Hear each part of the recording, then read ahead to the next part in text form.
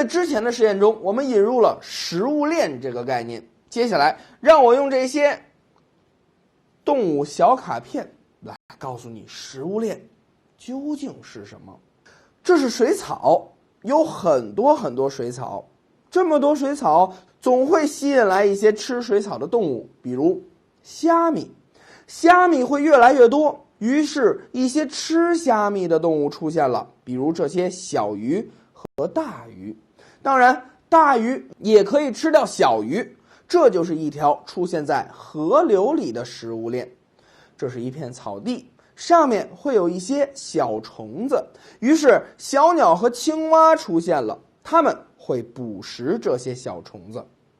而老鹰也会出现，它的捕食对象是小鸟和青蛙。这就是一条出现在草原上的食物链了。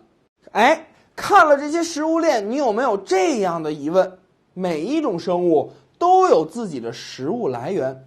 大鱼呢，可以吃小鱼和虾米，虾米呢，去吃植物。那植物的食物来源究竟是什么呢？而且，为什么越在食物链底端的生物，它的数量越多呢？科学道理马上揭晓。几乎所有食物链的开始都是植物。一般来说，植物不会捕食其他生物，它们没办法获得食物。不过，它们会利用阳光进行光合作用来生产营养物质。换句话说，绝大部分食物链的能量来源都是阳光。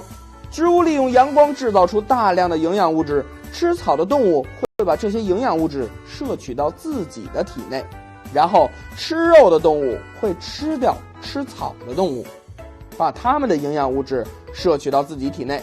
于是这些营养物质携带着能量在不同动物之间流动。但是呢，动物要呼吸，要运动，要消耗这些能量，食物中的一部分能量也会随着粪便而流失。这意味着能量在食物链中的流动是有损失的。虫子吃了草，青草里的能量在虫子这里流失了很多。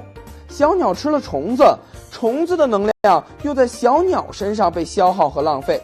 最终到了老鹰的时候，它能获得的能量就少得可怜了。所以在食物链中，越高级的生物获得的能量越少。不仅如此，体型越大的动物需要越多的能量。一条小鱼一辈子要吃掉近100只虾米，而一条大鱼一辈子要吃掉上百只小鱼。如果大鱼的数量太多的话，根本没有足够的小鱼能够养活它们。现在明白了吧？在食物链中，等级越高的生物获得营养和能量就越困难，因此这些生物的数量就越少。